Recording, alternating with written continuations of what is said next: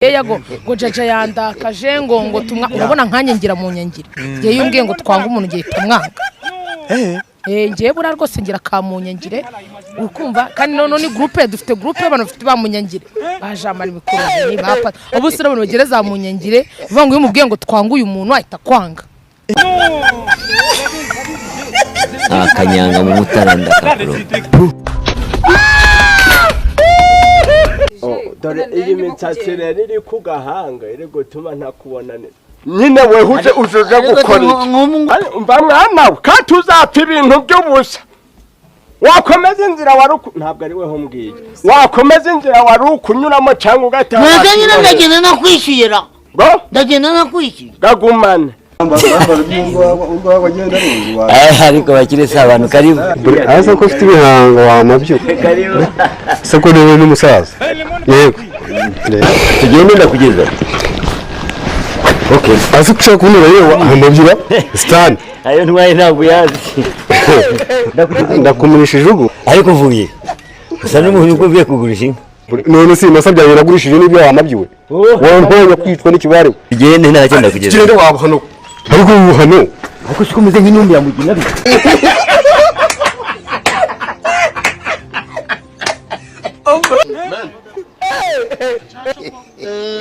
Haleluya hayiwe ngo ndigisamba ariko Yesu naho yanyirukanye ndigisamba ariko Yesu naho yanyirukanye hayiwe ngo ndigisamba ariko Yesu icara wa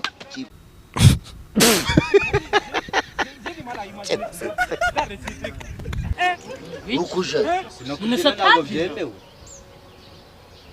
niko ubu iri dini ko ndikubona mutangiye kurishira amakavu ngo nibaga amena ariko Yesu yageze toro makaraso bela bela toro patke toro kizimana ukwihana soro alcohol bela toro bela peso pastor ibyo biri mu bigabanya mena me tujane mu mujogomo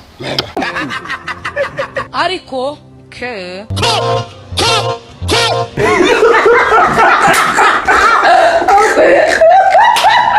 benwa be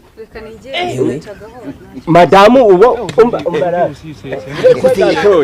sibundi nkaho uhurudu cyane uri kumwe hakanari mu bibazo uri kumwe hakanari mu bibazo madamu uye madamu wawe naraje namubeshye kuko ziba arazutse ratayagwengeye kere koze veru nakakanya uramusenguye umva mwa uvuga iki kugenza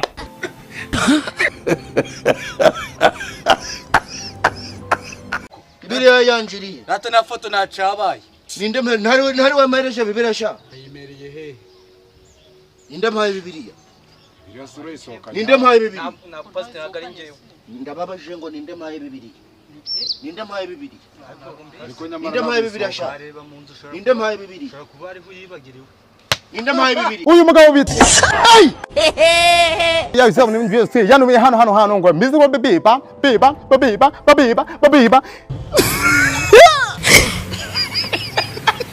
ndagira ngo ubanze wibuke gukora subscribe guys ko dufite gahunda yo kuzuza miliyoni y'abasubscribers mu gihe cy'icyumweru iswe muri kuneza twaduca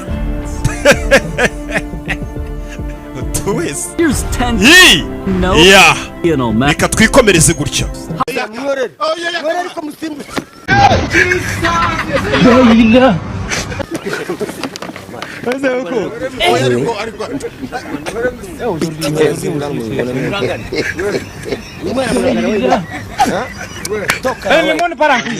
ibintu by'urugomo byateye mwimiki ubundi bari abantu leta ntabwo ibibazi gukibe tubifunga nta nk'ukuntu umuginga ngiza mushenze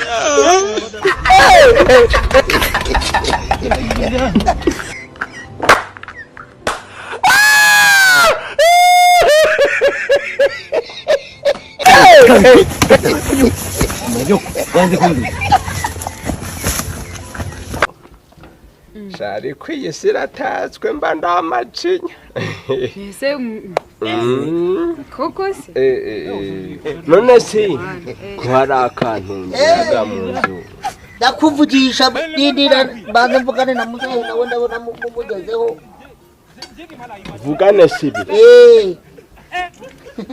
Oya humura nuko ngagenda ngira ngo abantu bose mfite amadeni ndangize umwaka bose narabishyuye. Sawa. Oya amadeni azadukora. Jobi umwaka mushya. Umwaka mushya. Ugwande. Bwira na madamu ze nawe abantu bose ndashaka kubijura. Madamu si waye. Madamu wawe mperutse kuza ziba limoni parankui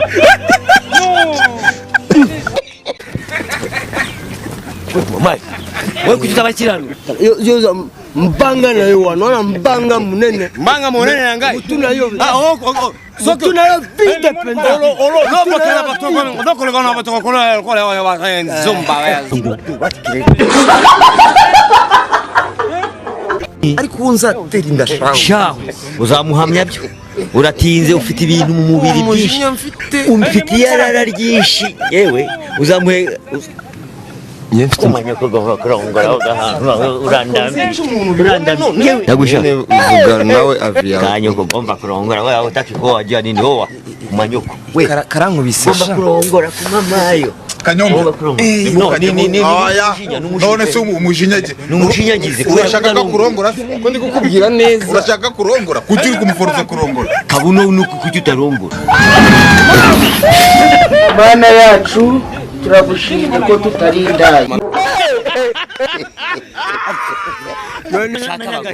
Murashaka abagore ariko ko bari giselemu mubafite ko mwabanani gisese kire namwe barabazengereje tuje urusurure uzamugwa hazabagushira ishyano Yesu urimo n'ibiki limoni parankui